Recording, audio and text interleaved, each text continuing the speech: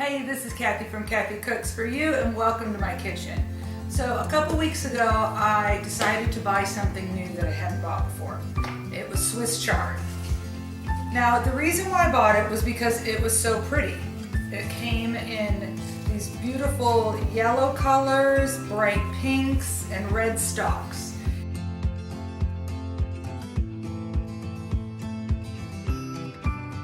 And a bunch was, I think, $2.79, and I thought, you know, if worst comes to worst, I'm just going to put it in a vase and set it out and enjoy the beautiful colors. I'm just going to get it, and I'll figure out what I'm going to do with it.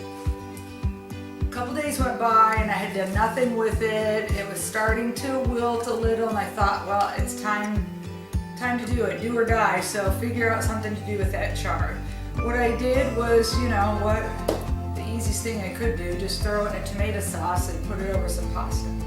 Now, I didn't think anything much of it. It was extremely easy, but when I took it to a group that I go to on Tuesday nights with a bunch of women, we all take our own meals and then just eat there and have a good old time. They just ranted and raved how the smell was driving them nuts, that it just smelled so good. One woman used a term as entree envy. She had great entree envy. So what the ingredients are in this are extremely simple. We don't even have to chop an onion here. We have garlic, a lot of garlic, fresh tomato and canned tomato. And the reason why there's fresh tomato and canned tomato, this is really a secret. It's because I didn't have any more fresh tomato. So I'm trying to make exactly the same as I did before. So it was fresh tomato, some canned tomato, Swiss chard, salt, and olive oil, and that was it. Oh, and some Parmesan cheese. So we're going to start by cutting up tomatoes.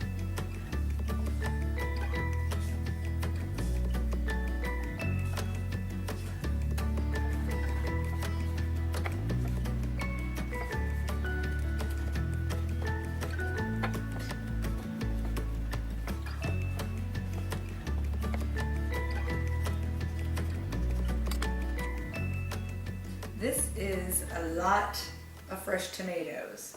I cut them really small. I diced them really small so that when the skin falls off of them, that it's just really small and not like stringy pieces of skin, because that can happen if you have big chunks of tomato, fresh tomato in your sauces, and then you get all these pieces of skin. But you could not even see skins when I made this a couple weeks ago. So there's our tomatoes. That looks like just a ton of tomatoes.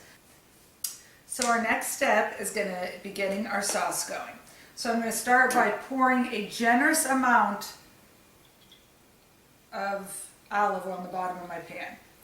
So good thing I have my garlic all chopped up already, because that would be a real pain. Now my oil, I don't want my oil to be really hot, because I want it just to be a little above warm, because I want my garlic to cook kind of slow right now. So I'm just going to put, let's probably 3 in there right now. I'm just going to put a little bit more. I'm going to start with 4.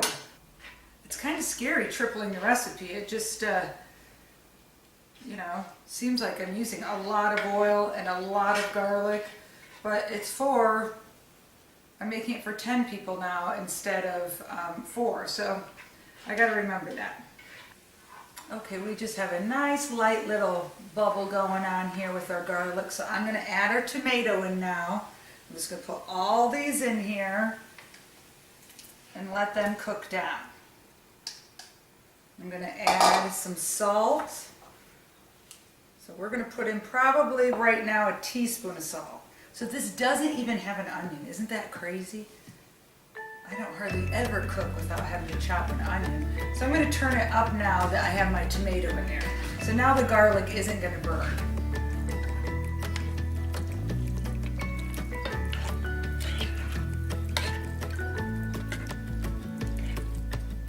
This is just a can of whole peeled tomatoes, and I just kind of smushed them up. They're going to break down in the sauce, so I don't need to cut them up or anything like that.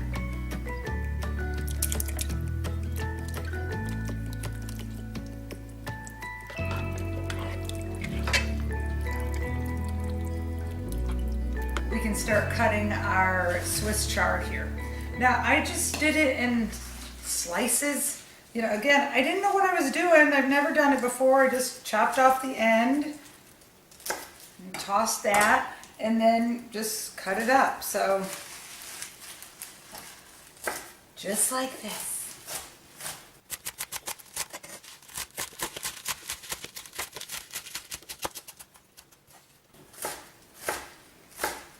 Now, I was reading up on Swiss chard when I had it the other time, just like, okay, something better motivate me on making this Swiss chard.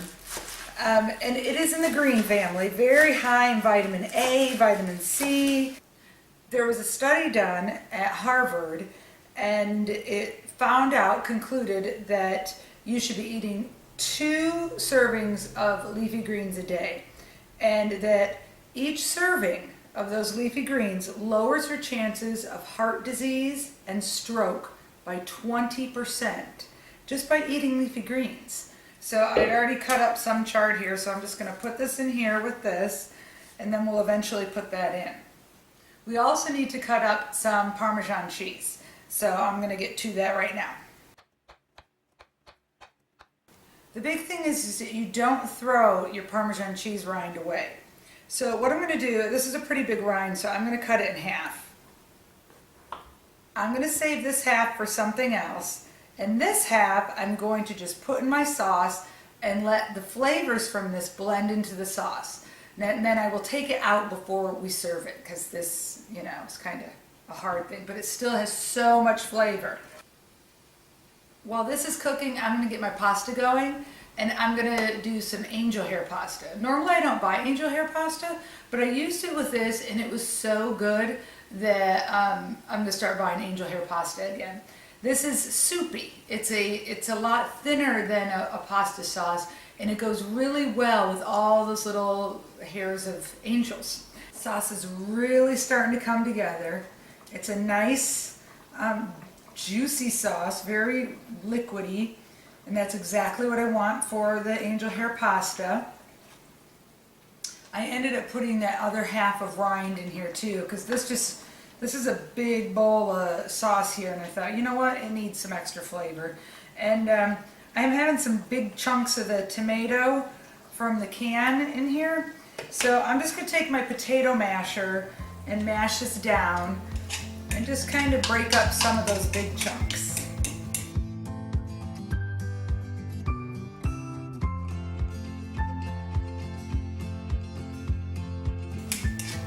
And then I'm going to add in my Swiss chard, and it'll be done. It's been cooking for probably 20 minutes, and it's a very quick weeknight meal.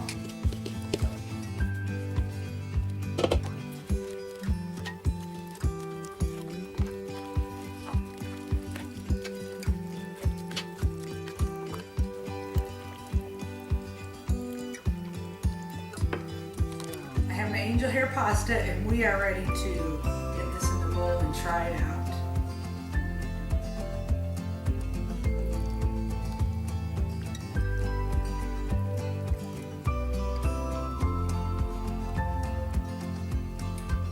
Oh, this looks great. I think I'm going to add a little bit more juice.